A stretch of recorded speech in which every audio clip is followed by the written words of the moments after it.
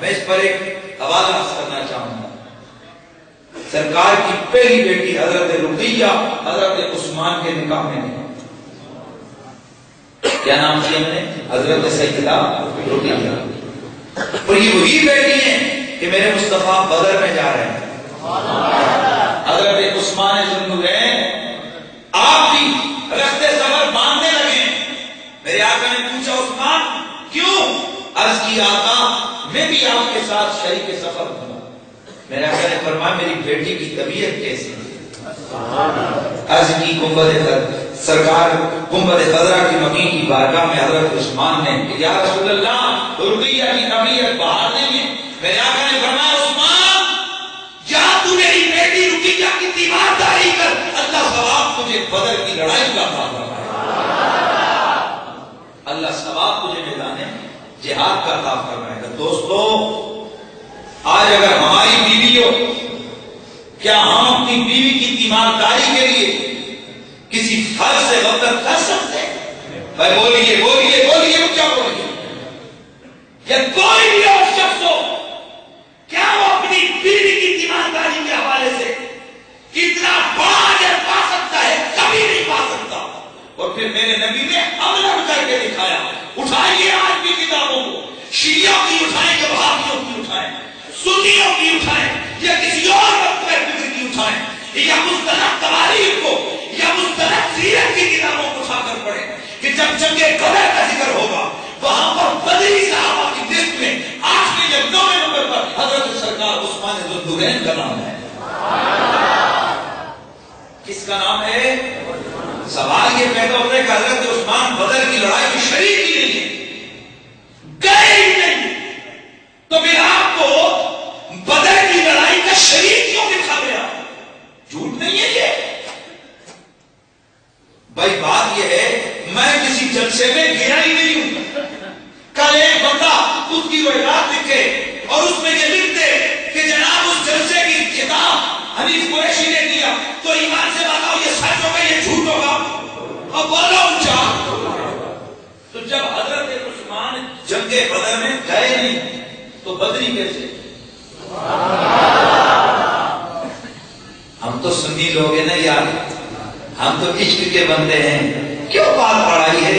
ہم تو پیار محبت عقیدت کے لوگ والے لوگ ہیں، لیکن میں ذرا یہ دعوت فکر ان لوگوں کو دینا چاہتا ہوں جن کے نزدیک بس نبی اور ولی کچھ کر ہی نہیں سکتے۔ میں سوال پوچھنا چاہوں گا، تم بھی حضرت عثمان کو بدری مانتے ہو، ہم بھی حضرت عثمان کو بدری مانتے ہیں، جب وہ بدر میں گئے نہیں تو بدری کیسے؟ آئیے اس کے احوال کو اگر ہم جانچیں تو مستدرک حاکم کو اٹھاتے ہیں، ریاض نظرہ کو اٹھاتے ہیں، کامل ابن اسیر کو اٹھاتے ہیں، الرضایہ ابن حیا کو اٹھاتے ہیں، ابن خلدون کو اٹھاتے ہیں، اور اس کے علاوہ مدارج النبوہ کو اٹھاتے ہیں۔ اوپر کچھ اب ہو رہا ہے، واقعی کی مغازی کو اٹھاتے ہیں، اسی طرح ذہبی کی دیگر کتب کو اٹھاتے ہیں۔ آئیے ہم صحابہ کو اٹھاتے ہیں، الغابہ کو اٹھاتے ہیں، ہم ابن اسیر کو اٹھاتے ہیں، ہم ابن کثیر کو اٹھاتے ہیں، ہم تفسیر رازی کو اٹھاتے ہیں۔ پوچھتے ہیں اے مفسرینو، علماء و محدثین، بتلائیے کہ عثمان بدر میں گئے نہیں تو بدری کیوں ہے؟ سب نے نقشہ کھینچا، میرے مصطفیٰ سفر میں جا رہے ہیں، عثمان حسرت و امید کی تصویر بنے، آنکھوں میں آنسو نکالتے ہوئے کھڑے ہیں، پریشان یہ ہیں کہ بھائی آقا اکیلے اور میں ادھر، پریشان ہے حضرت عثمان، لیکن آقا نے آرڈر دیا تو میری بیٹی کی تیمارداری کر۔ حضرت عثمان مدینے میں اب جس وقت ہوئی جنگ بدر کی فتح، مسلمانوں نے مال غنیمت کو کیا اکٹھا، میرے رسول اکرم نے مال غنیمت کو شروع کیا تقسیم کرنا۔ میرے آقا نے جب حصے نکالنے شروع کیے تو پہلا حصہ اٹھا کے الگ رکھا، یہ میرے عثمان کا حصہ۔ سبحان اللہ کی آواز آیا، یہ میرے عثمان کا حصہ ہے۔ یا رسول اللہ، ہائے ہائے ہائے ہائے، یہاں ایک بڑی آن میں دعوت فکر دینا چاہتا ہوں۔ حضور کے شریعت سے آوا اشرا مبشرہ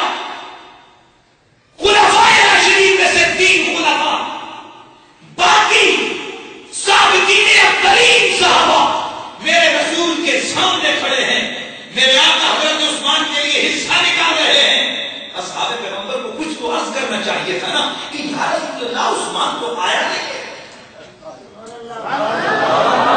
قرآن میں کہ اس کا حصہ رکھ کر کے بیٹھ گئے. نہ چون نہ جرم نہ اعتراض نہ کچھ کسی قسم کا مناقشہ نہ معاوضہ نہ میرے مصطفیٰ کے قضا اور فیصلے کے خلاف کوئی سزا اور نہ اس کے بعد اور نہ اس وقت کبھی بھی نہیں. یہ میرے نبی کے صحابہ کی فکر کے اوپر یہ بات دلیل ہے کہ نبی کے صحابہ کا یہ عقیدہ تھا. اور نبی چاہے تو جس شریک کوئی شریک بھی ہو نا اسے بھی معلوم کر دے، اور نبی چاہے تو کوئی ہو ہی نہ اسے بھی اتنا انعام عطا فرما